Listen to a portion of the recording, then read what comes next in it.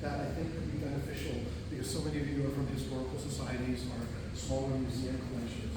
Just so you know, I come from a background of about 25 years of museum education, visitor services, and nonprofit administration. So I've done everything from design the exhibits to create the programs to go around them.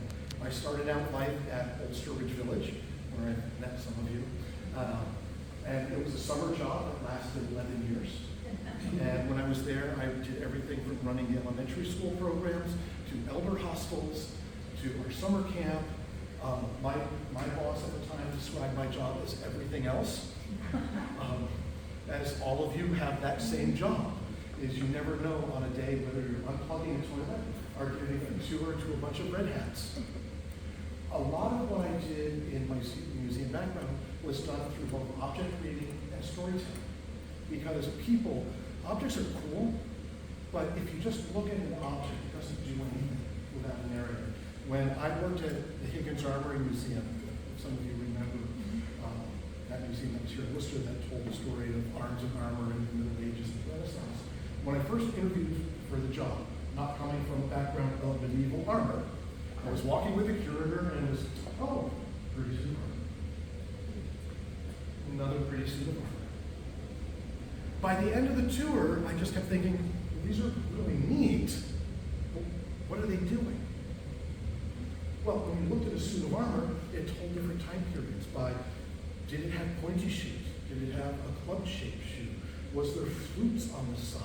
Was it really heavy? Was it light? How was it constructed? It was all about fashion. It was about speed. It was about combat. It was about storytelling in clothing. Because when you took the armor off, the clothes that were underneath the armor, you could tell the shape of the clothing by the shape of the armor. Things that I didn't know before I started at the museum. So suddenly the objects became more real and just something pretty. And I think my biggest lesson I ever had with objects is we were building a reproduction of Henry Thoreau's rowboat that he and his brother took up the Concord and Merrimack Rivers. And we were building a reproduction of that story with a traditional boat builder. And he went on to explain that boats are different types of objects than you see in normal museums. Because you have a beautiful chair, and it's beautifully crafted, and you can put it on a pedestal. But a boat doesn't work that way, because a boat is constantly working, which means parts constantly being replaced. So you never necessarily have the original boat, because it's been replaced so many times. But you have a story that this ship or boat has told. And he goes, when you look at that really pretty chair on a pedestal, can people sit in it? Well, no, because it's old and it's pretty. He goes, well, it's not a chair anymore. It's a piece of artwork. And I've always thought that the objects that we use, if we can't show how they're used, or what they do, or why they were there, they're just a pretty object with no meaning. So the first thing I want to do is I want to do some object reading with you. And I brought a whole bunch of objects, and I'm going to give you a job. And this is called interviewing a tool. And I think we're going to do the objects in a couple of the tables. You'll work together as a team, and you have a questionnaire that I'd like you to fill out and try to discover what the object is. If when I'm passing something out, you know what that object is already, tell me and I'll give you something else. Because I don't want you to know something that you already think. But take a sheet and pass it out.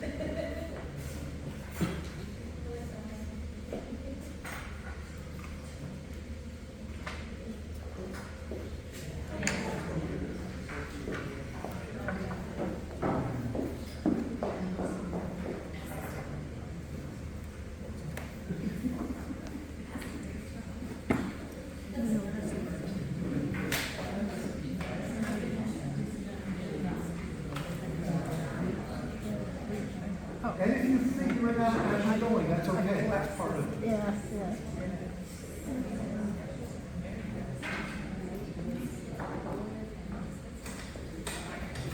And this is a great sheet you can use with students to start discussion and their projects. Share.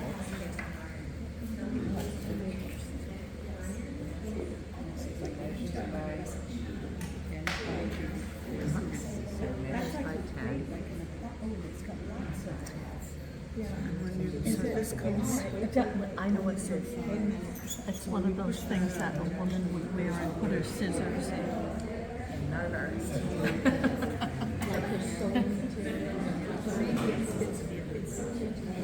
Leverage if you stick some, longer rod in here. Yeah. And it's made Crank of you like up, tin. buddy. Oh, is that a hair comb? That's what it was. For making some kind A of. really big one. Some kind of.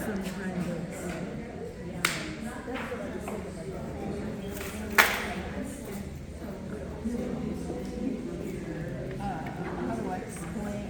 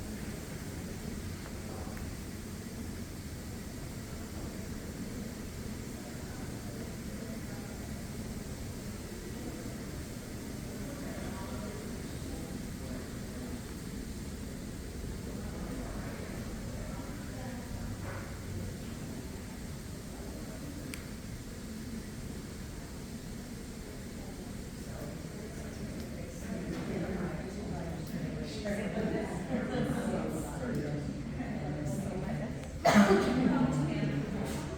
right, so we're gonna stop here because I know I could let you debate some of these objects for a while, but what we just did is what a curator does, what a historian does, what an archaeologist does. So what I want to do is read you a quick story about an archaeological dig. And when they enter the tomb, the lead archaeologist is trying to go through all of the items that they found and describe their purpose. Although it seemed hardly possible, the contents of the inner chamber were even more dazzling than those already discovered. Harriet began immediately tagging and identifying each item. Howard drew conclusions. As he predicted, there was a second body present. This one appeared to have been buried with more care and ritual than the first. It was wearing a ceremonial headdress and placed in a highly polished white sarcophagus, which had then been sealed behind an exquisitely and elaborately hung translucent curtain. The proportions of the sarcophagus were precisely determined to prevent the deceased from sliding down into a fully reclined position. The similar postures of the two bodies led Carson to the conclusion that the proper burial position had the chin resting on the chest. Although the outer surface of the sarcophagus was plain, there were two sets of ceremonial markings on the inside. The first consisted of 10 rows of slightly raised discs along the floor. The second was almost entirely faded, but it was a line that ran around the walls, parallel to and 10 inches above the floor. There were two water trumpets, one about 5 feet above the other, projecting from the end of the wall facing the deceased. Do you have an image of this tomb and the sarcophagus?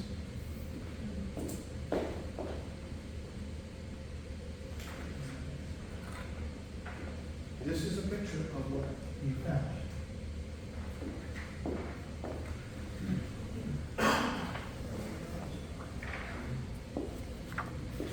This is from a wonderful work by David called Hotel of the Mysteries.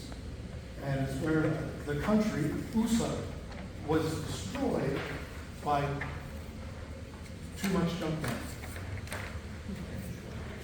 And the sarcophagus is the bathtub.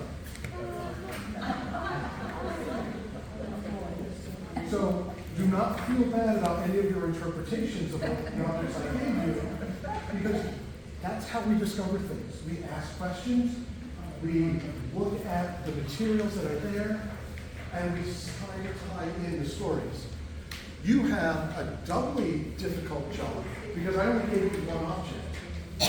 If I were to give you a number of objects all from the same workbench, or the same desk, or from the same kitchen, you could probably tell an even stronger story. Do we have a group that wants to present what they were researching?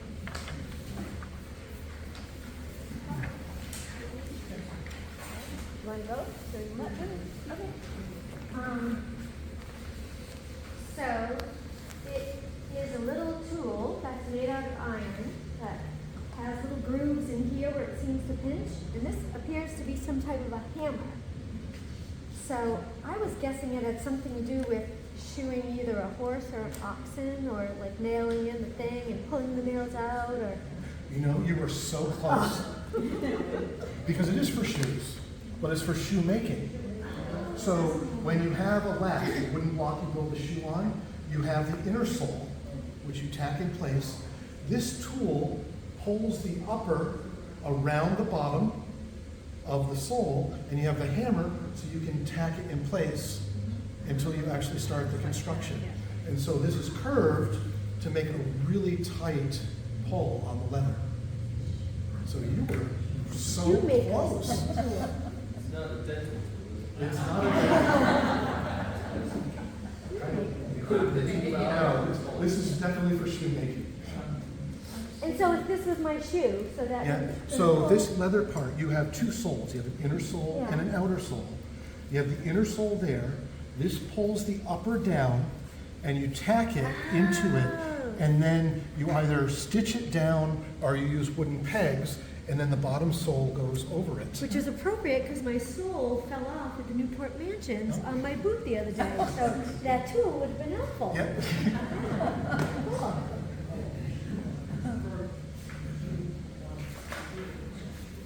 Okay, so this is a very simple tool. It has a blade at the end, and the handle is either ivory or plastic. And my first thought, and my partners, is that it could possibly be a shaving tool to take off extra hair, let's say. Or it was made to cut a very small object, like a surgeon would have if a doctor used this for something too. Well, you were closer with your first And I idea was. for shaving. Like a barber. But this is called an ink scraper. So if you were writing with pen and ink and you made a mistake, you would use this once the ink was dry to scrape the top layer, to shave the top layer of paper off to write over it. Why is it rusty? It's white out. Well, because it's probably from about 1840, and it lives in my coffee table. Precursor to Windows. If you don't want to go, that's okay too. But I'll explain it.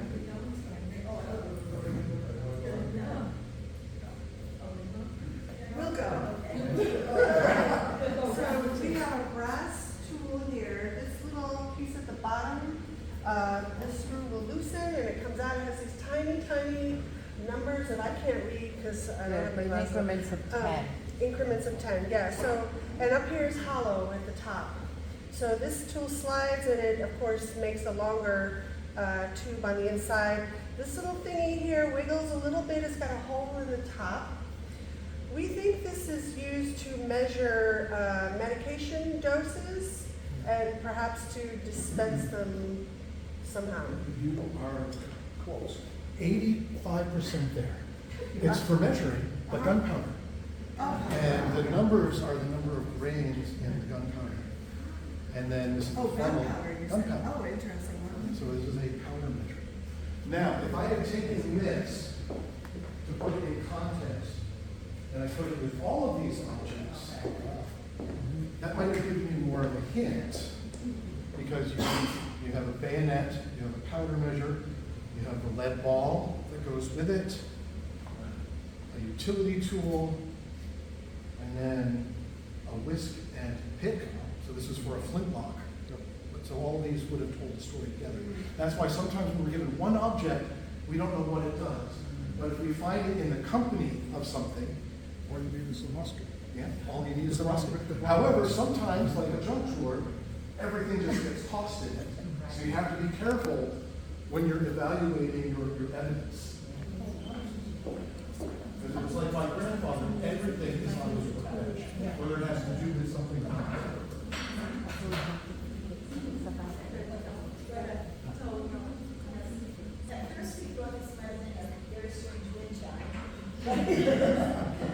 It has a little clip on the back. And this actually unscrews, so you can imagine put something inside here. And it has all these little chains that have a clip on the end.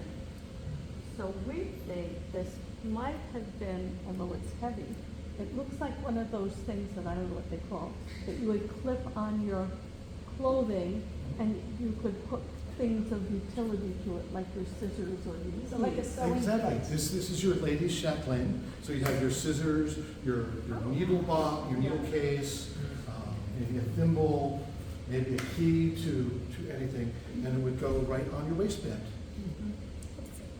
You are so smart. This is for thread. But I didn't leave the thread in, I took it out. He smelled it already to see if it was.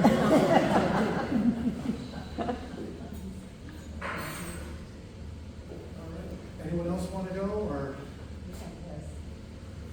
Made of tin, I think, and all these times on it. It looks handmade, but it's hammered over, and the times up here are kind of flat where they're going.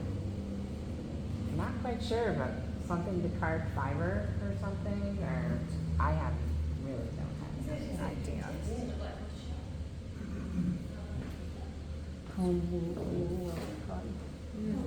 It's kind of flimsy. It is, yeah, no, it's good. Yeah. This is a lady's decorative hair comb. Oh, it really is. Oh, I made that. Well, that was the It's first. faux tortoise shell. That was the So first what thing it you is said. cheaper than actual tortoise. And you're right, it's made of a tin plate. Yeah.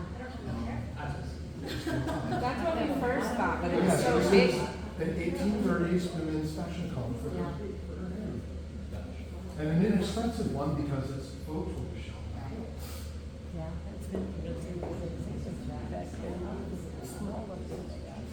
And that one time shouldn't be loose. It's a big one. That's true. Well, we've got this. This is my favorite project. It's square, and to us, steel, Very been technical. hand forged, and to me, it seems like something would have been inserted here along a rod to turn this, to put that in a wheel or some kind of a. It's not a soldering iron, Love and that. unfortunately, it's not part of something else. It's standalone. This is a mulling iron. Oh, what? Mulling iron. So if you're making mulled wine, or in the 1830s, making my favorite 1830s beverage, flip, which is hot mulled wine with rum. So you would heat this up in the fire until it was red hot, and when you put it in your pitcher, it makes it boil almost instantly without losing the alcohol, which is the most important part.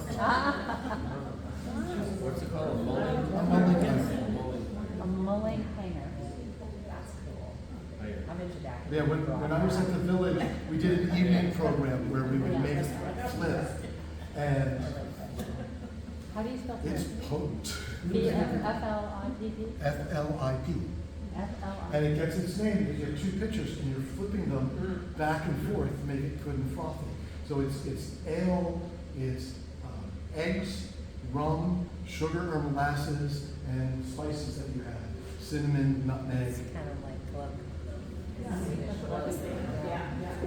Tastes a little better than plug in my mind, but I may be biased. You go to so fast, and then you add the rum to it. The whole thing is not drink. In fact, there is a great story about flip. Remember I told you about storytelling? There was this lawyer in Worcester named Christopher Columbus Baldwin. He became the first librarian of the American Antiquarian Society. But he was also a chronic diarist. In fact, at one point early on in his life, when he was writing his diary, he said, I read through last year, and I didn't understand all of my entries. I will endeavor to write more from this day forward. And he did. But he tells a story about how a bunch of his friends rented slaves one winter. And they invited all of their friends, who were female, and they went on a sleigh ride. And they were in Leicester, they stopped at a tavern, and the women went to the ladies' parlor in the tavern, and the men went to the bar room, and they, of course, ordered flip for themselves and mulled wine for the ladies. And somehow, the two pitchers were mixed up. Which the ladies didn't notice until the pitcher was empty. The men, however, were not happy with the mulled wine. I can only imagine what that sleigh ride home was like.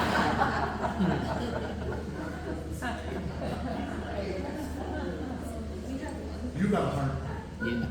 Oh, okay. Thank you for Just saying the that. So I'm gonna go ahead and say we guessed wrong. So it's very heavy. It is two components, wood and iron. Potentially handmade. The handle looks handmade, but this has some markings on both sides, which are not super legible anymore. But we think potentially something for chipping stone. Very well done. It's exactly right for chipping stone. This has a very specific stone to chip, and that is the grinding stones for a grist mill. So the wheels of a grist mill have channels cut into it, and the two stones don't actually touch. They're just a little bit apart, and when they spin, those channels cut the grain. This sharpens those channels. Very well done. Can you identify the markings on it? Yeah, this was made by a friend of mine, and those are his. Okay. It's his brand. Uh-huh.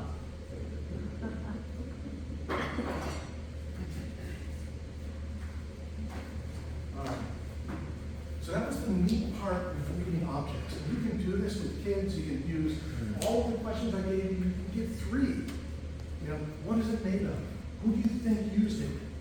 How would it have been used? Is another one of those great questions. Because I can picture your barns are full of really cool stuff that you look at and you wonder how that was used. Ask a 7-year-old, and they'll come up with something. Because I know mine would have as well. But it can be a lot of fun, and it's a great way to engage with people, especially if you have reproductions that you can let them touch and handle. Now, onto the storytelling component. All of you know what this is, correct? You probably have seen them. You probably have them in your buildings. And what's it called? It's called the Jacob's Ladder. And this was a toy invented in the 19th century. And it was for storytelling. Because of course, the first story you would tell with the Jacob's Ladder is about the angels climbing up and down the ladder to heaven. But I never tell that story about the angels because, well, Jacob's already famous. He's in a book called the Bible. I talk about my friend Joshua. Isn't he handsome? Joshua was walking down the road one day and he thought to himself, oh my goodness, I'm so hungry. I wish I could find something to eat. And he looked up in the sky and what did he see?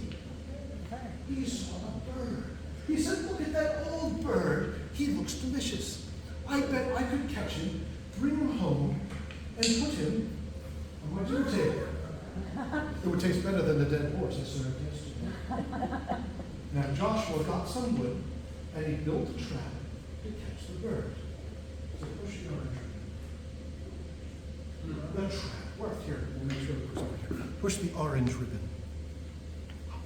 The trap worked. Now, unfortunately for Joshua, as he built that trap, he tripped over a log. He fell in the water, and he got eaten by an alligator. Now, there are those that doubt the veracity of this story. That means they think I'm lying. They say, there are no alligators in Massachusetts. Well, I tell you this. This was Joshua's house. Down the street from Joshua's house was a school with a bell that would ring to tell the scholars when they were late.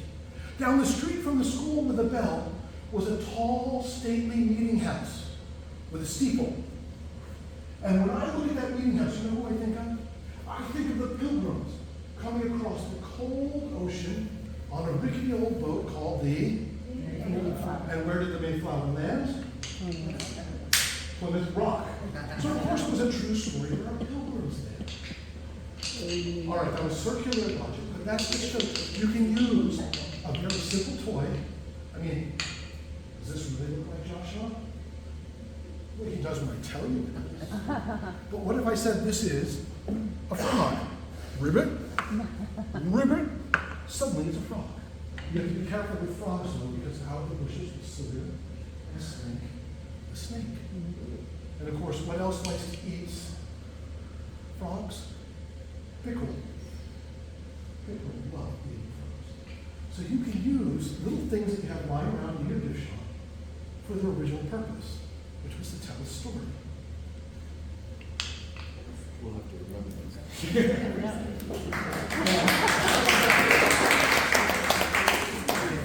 I have a bunch of my own storytelling things. Now, I've been teaching storytelling for 25 years.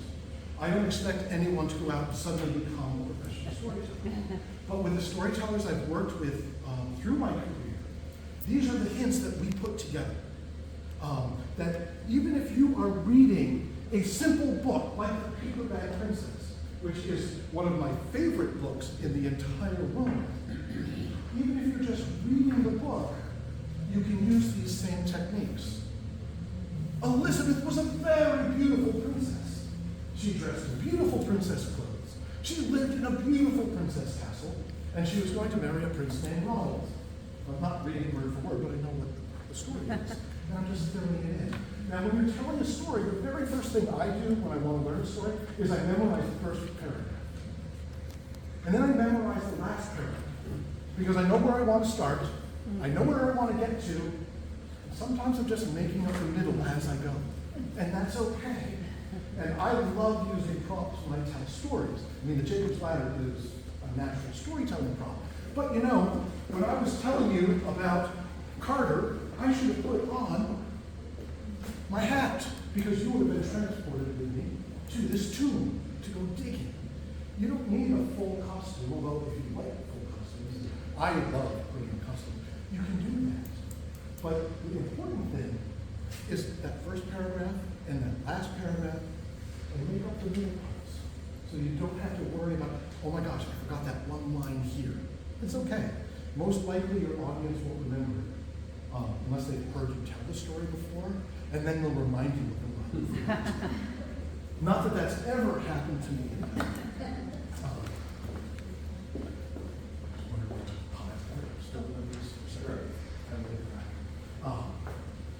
How do you jump in to address your audience?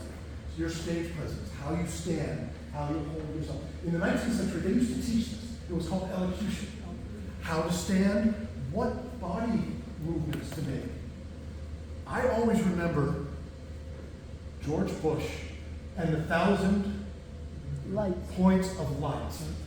And I also remember, wouldn't be prudent at this juncture. He was storytelling, and he was using his body, and he was using his stage presence. I remember I had to do a program for the Red Hat Society. I don't know if any of you have ever given tours to Red Hat Society. When they came to our museum, they were there to eat and drink and have fun. And I was supposed to portray Charles Dickens. And I could not get their attention. So I left the room.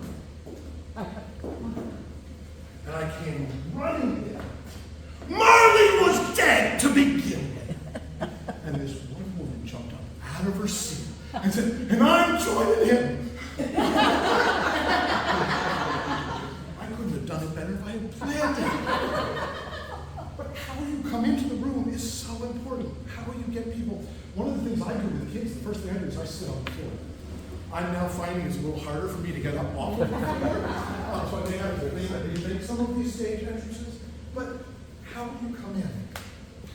What is the mood of the story you're trying to tell? Is it comedic? Is it serious? Are we talking about the underground railroad? Are we talking about women's rights?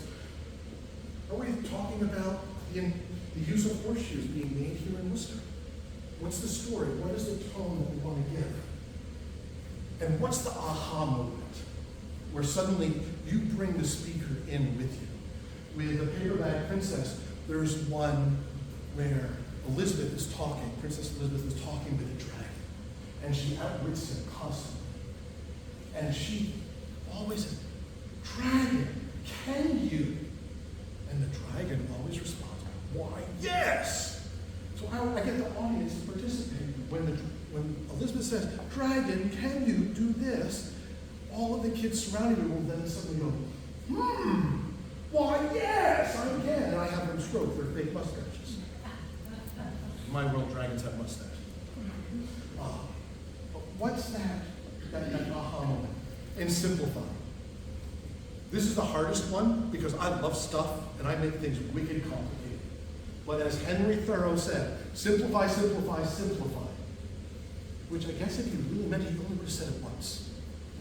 But it's so important. And of course, making eye contact. This can be dangerous, but always trying to find someone in your audience that you can look at and gauge how they're being. Of course, if it's the mom looking at her cell phone, you might be in trouble. Use your body, use your hands. Don't be afraid to move. Pause.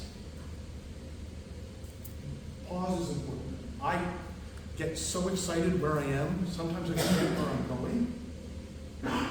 So I constantly have to say in my head, breathe right now. And it's okay to even write that down in your story when you're doing your outline. Breathe. Oh yeah, I should do that. Pause for suspense. Don't panic, forget where you're going. You'll get there. And laugh. Because if you mess something up, and Lord knows I mess it up all the time when I'm working with kids, laugh at your own jokes. Sometimes I laugh at my own jokes because they're not laughing. And then I call them on that. And I tell them, I'm telling you a joke, you're supposed to laugh. And remember, you're just sharing a little bit of you. These are, like I said, real simple things, but when I call my friends, I said, you know what, if I'm going to do hints for storytelling, what should we do? And we wrote these down. It's like, wow, we don't think about how we do it. We're doing it. Have fun, that's the biggest thing. Even if it's serious, you can still enjoy where you are, and that's okay.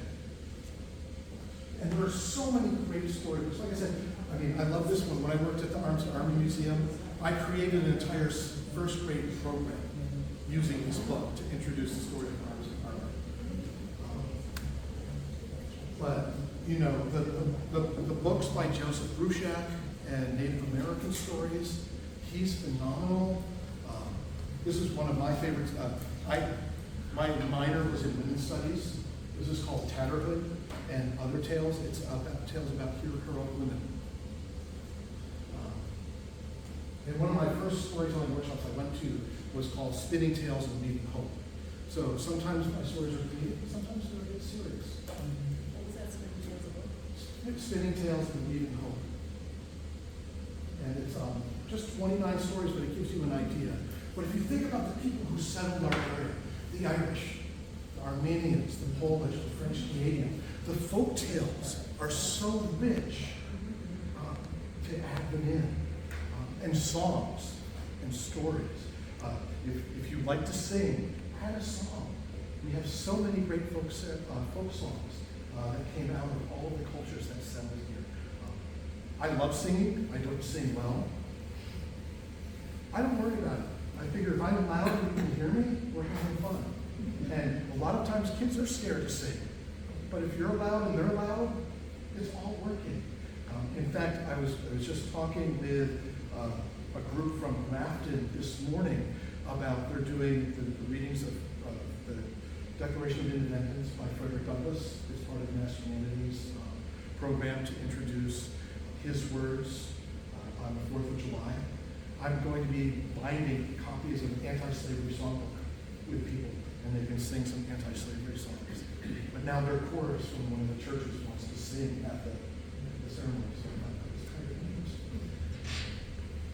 You have to pick and choose what you can share with your audience.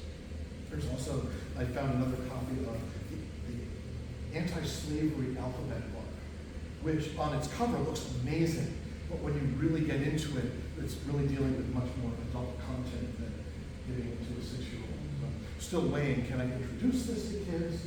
It's important, but how will the parents feel doing some of these topics that are a little bit more explosive? Some other great resources. Besides the Gutenberg project, where all of these original manuscripts you can go in and take a look at, even before if you want to buy them. Also, don't hesitate to use the Library of Congress. There is so much available digitally now through the Library of Congress archives. You can download entire almanacs from the 1830s or scientific journals that you can add to add context to all of your objects. But anyway, that's the short and sweet. I don't even know what time it is. Oh, that right on stage. Can I ask a question? Yeah. My experience with storytelling is definitely not as in-depth as you. You can either tell a story in the second or third person or first person. And I think the first person stories are the ones that are the most interesting. You try to bring people into your story and you try to present it as it's actually happening. You're not just reading something to somebody about what it is, but I think it invites imagination more that way. You know what I'm talking Yeah, about? that's why, you know, when I showed you Christopher Columbus Baldwin's diary, you know, I pull a lot of stories out of here, and some of them I expand on.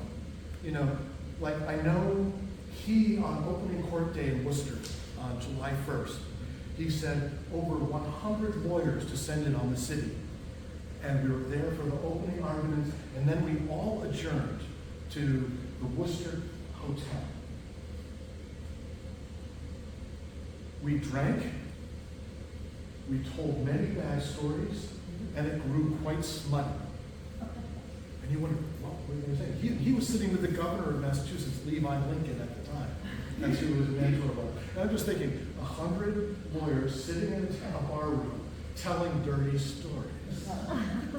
And one of the characters I had portrayed in my class was Christopher Columbus Baldwin. And so I told during my performance what I thought was maybe one of the stories he told. And the director of AAS was there. Mr. Baldwin would never have told a story like that.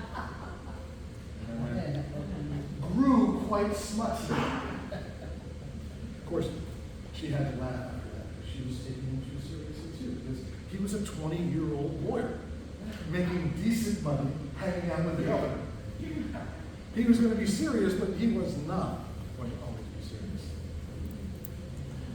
But yeah, I use role playing where I can, and sometimes you don't need much more than a hat. You don't have to be decked out in 100% authentic, down to the stitch clothing. Sometimes it's just a hat. Sometimes it's putting on a apron. If you're telling cooking stories, put on a chef's hat. Did they wear chef's hats in the 1830s in World War II? No, but if you're working in a hotel, tavern, you can get away with it because you bring the audience with you. And you can't teach them if they don't come. When I first started in Ulster Ridge Village, we did not celebrate Christmas. And we told people that. Because in 1830s New England, we did not celebrate Christmas. We're being descendants of the Puritans. By the time I left the museum, and to this day, they show how did Christmas come to be celebrated in the United States. Because what works better? Saying no, or let's explore how we did this. Because people just want to visit a pretty New England town, see candles in the windows and Christmas trees in the houses. But if you tell people no and they don't come, you're not teaching them anything. So you have to find ways, not necessarily to stretch the truth, but to expand on the narrative. And I love, but I still look at some of the pictures and I can see things I made for the Christmas celebrations in the pictures, which is a little bit disconcerting too, because it was a long time ago. But yeah, use role playing, use talk and response. Even just sitting in front of the parlor, if you have the diary of the woman who lived in your house, or you have the farmer's accounts, you know, going through the farmer's year, and you put up this many bushels of apples. Well, how much is a bushel? How long did it take to pick a bushel? Because the farmer's going to write, I have 150 bushels of apples. Well, here is one bushel. He did this 150 times, and it took him from September 30th through November 7th to harvest those apples. Now you're giving an image just from a little diary account. I remember when we were doing research for the country store, we kept reading one glass, 6 cents. You know, Farmer Jones, one glass, 6 cents. Farmer Freeman, one glass. It was like, why are these farmers buying all these glasses? And where are they going? They were walking by the store. They go in while the cows were walking down the road, have a glass of rum, and then continue walking down the road. But we kept thinking, why are they buying all these glasses? Stopping for a glass of rum. Well, anyway, for our next meeting when we get together, I want you to come with an object or a short story to share. And if you don't, that's okay. But if you want to accept the challenge, I want to see what you can share with us. Because of course, that's how we learn, is from each other.